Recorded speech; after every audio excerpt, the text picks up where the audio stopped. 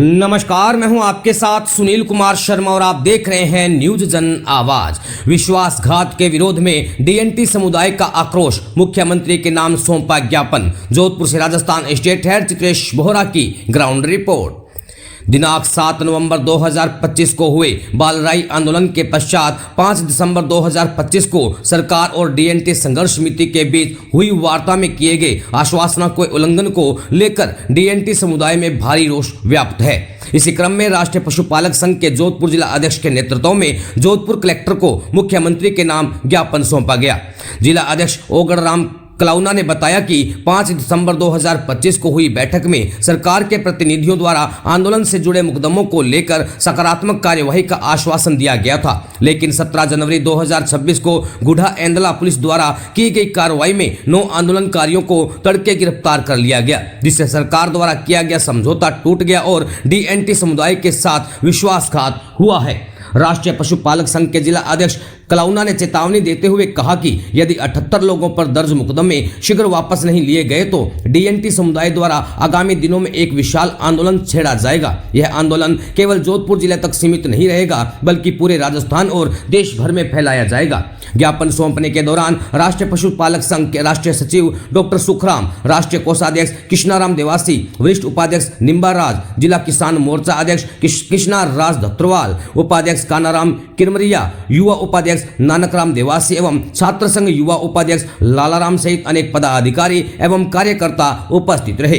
Rajasthan state head Chitresh Bohra की report के साथ देखते रहिए न्यूज जन आवाज। कलाउना, जिलाध्यक्ष जोधपुर, राष्ट्रीय पशुपालक संघ। ये जो हमारा अभी आज का जो मैटर है, जो हमारे बालराई में जो आंदोलन हुआ था 7 नवंबर को, तो उसके अंदर में हमारे लोगों के 78 लोगों के विरुद्ध एफआईआर हुआ था। उस एफआईआर में उसके बाद में हमारे जो सरकार के साथ में 5 दिसंबर को जयपुर में वार्ता हुई थी, जिसमें माननीय सामाजिक मंत्रालय के जो अविनाश गहलोत, कैबिनेट मिनिस्टर हमारे ओटाराम जी देवासी और हमारे एमएलए रतन जी देवासी, सभी हम लोग भी मौजूद थे, वहाँ सभी थे। और सबसे पहला पॉइंट हमने वार्ता के अंदर यही रखा था कि हमारे जो 78 लोगों के जो विरुद्ध एफआईआर है वो वापस ली जाए। तो उन लोगों ने उस टाइम में पूरा भरोसा भी दिलाया, सहमति भी जताई, बोला हम कोशिश करके पूरा आपका इसको खत्म करेंगे। और अभी 17 जनवरी की बात है, सुबह 5 बजे एंदला गुड़ा पुलिस पाली जिला के अंदर तो बालराई थाने से सुबह 5 बजे जल्दी गाड़ियां 5-6 गाड़ी गई और हमारे डीएनटी समुदाय के 5-7-8 लोगों को गिरफ्तार करके, अनुचित तरीके से गिरफ्तार करके थाने लेके चले गई, जिसकी अभी हम जिला न्यायालय में हमारी जमानत के लिए बात चल रही है। आज उसका अभी पता चलेगा अभी क्या है लेटर। और उसी के विरुद्ध में भी हमारे जो डीएनटी समुदाय के साथ जो ये दमनकारी जो नीति अपनाई जा रही है वो ना करें, और हमारे साथ हमारे जो सरकार की जो सकारात्मक वार्ता चल रही है उसमें सकारात्मक बढ़ते और हम सरकार के साथ रहेंगे। और डीएनटी समुदाय की जो मुद्दे हैं तो हमारे जो बनाए मुद्दे नहीं है, ये हमारे सरकार का जो बनाई हुई पॉलिसी है, डीएनटी समुदाय की पॉलिसी है। ये सभी स्टेट हमारे मुद्दे उसमें 10% आरक्षण है, गाँव के अंदर 300 गज जमीन जो घर के लिए है, 300 जो भाड़े के लिए पट्टे जारी करना है, शिक्षा के अंदर करीबन 10 है। इसका आपको टोटल विस्तार से अभी हमारे कोषाध्यक्ष कृष्णाराम जी बताएंगे आपको। और जो मैं तो यही सरकार से कहना चाहता हूँ कि हमारे इस डीएनटी समुदाय को परेशान नहीं किया जाए और सकारात्मक रवैया अपनाएं और हम सरकार के साथ रहेंगे। और इसके लिए बहुत बहुत धन्यवाद। मीडिया को भी मेरा धन्यवाद। बहुत बहुत धन्यवाद मीडिया कर्मियों सभी बंधुओं को। मेरा नाम कृष्णाराम देवासी, राष्ट्रीय पशुपालक संघ कोषाध्यक्ष हूँ मैं। और हम आज यहाँ पाली जोधपुर मुख्यालय पे जिला कलेक्टर महोदय को मुख्यमंत्री के नाम पे ज्ञापन देने के लिए आए हैं कि जो डीएनटी समाज का जो मां पड़ा हुआ था बालराई के अंदर, और उसके अंदर हमारी 78 आदमी के खिलाफ एफआईआर हुई थी।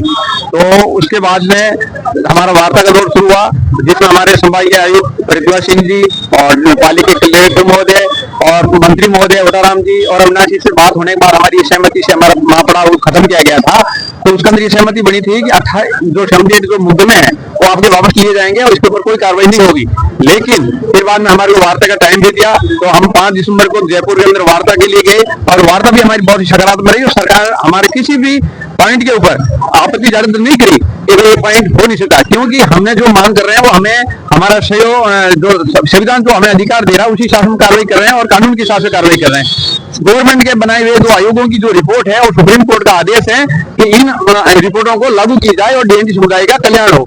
तो उसमें सबसे बड़ी मांग हमारी 10 मांगे हैं। सबसे पहली मांग हमारी है जो जातियों के नामों के अंदर विसंगति है उनको दूर की जाए। उसमें सबसे पहला जैसे रायका है, देवासी है, रेबाई है, सब कुछ है, लेकिन एक शब्द लिया गया है रेबारी। इसे जोगी है, नाथ है, कालबेटिया है, भाट है, राव है, इन सब की जातियों के अंदर विसंगति है। तो उन विसंगतियों को दूर करने के लिए हमने एक ज्ञापन दिया था कि इन पे तब तक हमें फायदा नहीं मिलेगा। और दूसरी बार गवर्नमेंट कैंप शुरू कर दिए, लेकिन कैंपों का कोई फायदा नहीं है, सिर्फ एक सरकारी मशीनरी का दुरुपयोग है। वो सरकार उस मामले में विफल है। अगर वो विसंगति दूर हो जाती तो भी हम मानते कि वो है। दूसरी हमारी सबसे बड़ी मांग है 10% आरक्षण, जिसके अंदर हमारा शैक्षणिक रूप से आरक्षण मिले और राजनीतिक रूप से भी हमें आरक्षण मिले। नहीं तो डीएनटी समुदाय कभी राजनीति में आगे नहीं बढ़ सकता। जब तक राजनीति में हमारी भागीदारी नहीं होगी तब हमारा विकास इम्पॉसिबल है। दूसरी बात, गांवों के अंदर भूमिहीनों को पट्टा 300 वर्ग गज बाड़े के लिए, 300 वर्ग गज रहने के लिए, और इसी तरह शहरी के अंदर भी 100 वर्ग गज पट्टे की मांग की हुई है, तो वो मांग भी हमें चाहिए।